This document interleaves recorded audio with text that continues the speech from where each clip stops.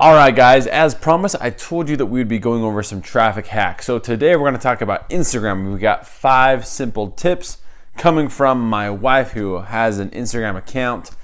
This will help you with your sales funnels. So guys, let's go ahead and dive in. All right, so here we are with my wife. Her name is Brittany Anderson. She runs an Instagram account. She has about 30,000 followers. She's been running it for 3 years. We're going to learn 5 awesome tips from her today. So, Brittany, take it away. So number 1, I think, is to be consistent. I think that you need to be posting at least 3 times a week at the beginning. But no matter what, you need to find dang good content and you need to be consistent.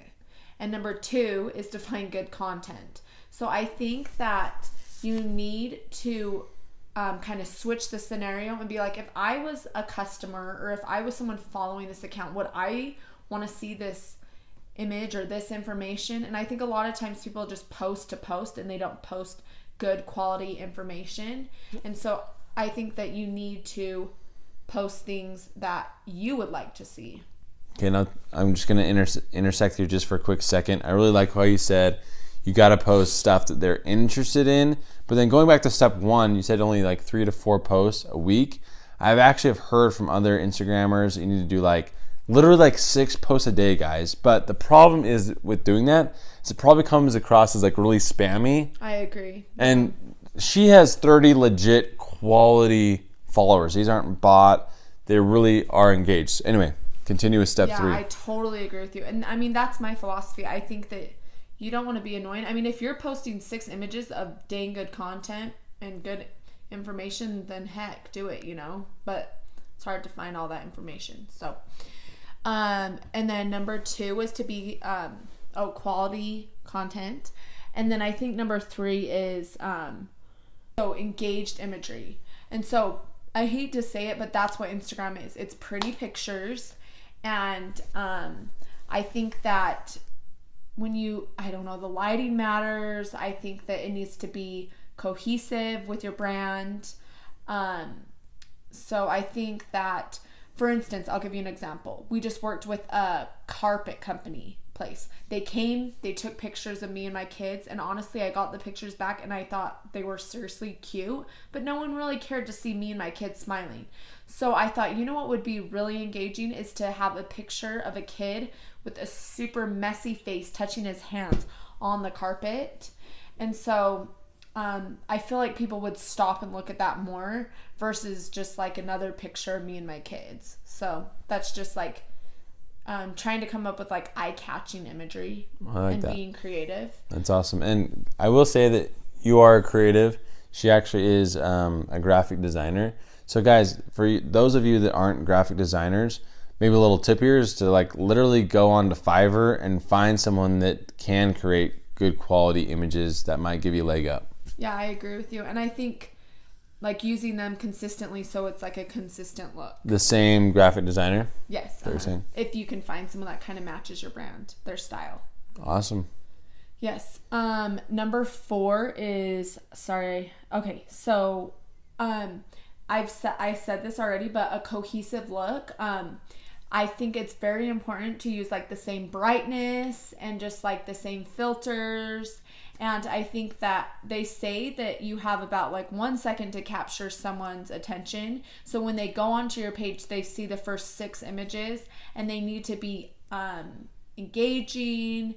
They need to be cohesive. And I think that shows that you're professional, that you're serious. I really like that. Sometimes I go onto an Instagram profile and I see they're posting about pizza and then it's about a sales tip or something, and then it's a quote, and it's almost too much, too different, very different colors. It almost seems like they're really trying, unlike hers is all similar color. It's fun things to do in Utah because it just seems fun. Yeah, and I mean I don't think it's bad to post stuff all over the place if it's consistent, every Thursday or something, and it all kind of goes together in my opinion. But I do agree with you. I think a lot of people start Instagram accounts just to get stuff for free, and you realize that if that's the case, honestly, people don't really care to follow you and they kind of get annoyed. Okay, great. Yep. And then I think number 5 is engagement. So I think that when I first started out, I was seriously spending like an hour on Instagram every day, liking and commenting on other people's stuff. If you want engagement in your business, you better be engaging in other people's stuff. So that's, I mean, and I do think it's also awesome for you to reply to your followers, to engage in their photos too. And I think it's more of a personal connection. So obviously this is going to take a little bit of time. Exactly. But as you're saying, it's going to be way worth it because they're going to feel like you are somebody. They're going to be connected to you and will want to follow you more. Yep. Okay, great. Okay, well, I understand you got some bonus tips for us today. Oh, yeah. So I think, let's see. So the 2 bonus tips are comment pods. So when I first started, we got a group together. And we were all different businesses. And when one of us would post, we would DM each other and we would tell each other that we had posted. And so then we'd all go comment on it. And so then it kind of created this hype. And they say that in the algorithm, when you get more comments, it goes up higher on people's feed because they see that it's an engaged post. So I do think that that is important. I don't do that anymore now because it's more like of a natural engagement. But I think it definitely helps you like get off the ground a little bit.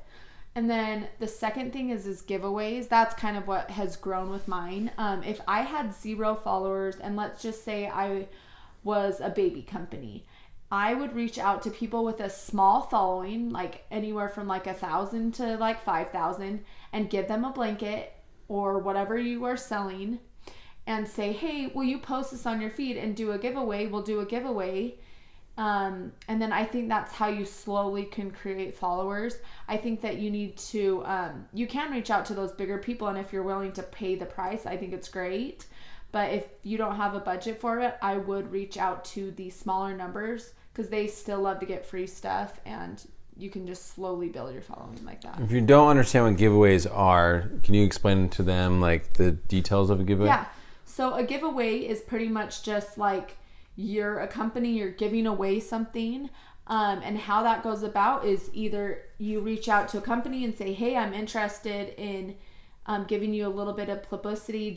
Are you interested in giving anything away? Or if you're on the other side, you would say, hey, we're a brand. Would you be interested in getting free product for us, from us, and sharing about it, and then posting about it? So the great thing about these giveaways is that when the influencer does it, they say, you have to follow the baby company, you have to follow me, you've got to comment and share as many people, like tag as many people as possible. The more tags you have, the more entries you have, the opportunity. So it's great because you've had how many in one giveaway? You had how many comments?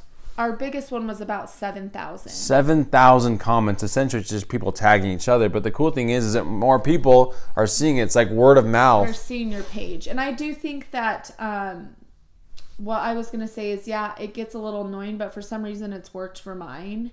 And I also think that a huge thing is keeping your giveaway super simple. Like only having them do like 2 things. And this is personally what I found, but when you have them follow like 1 million accounts, it's just like so annoying.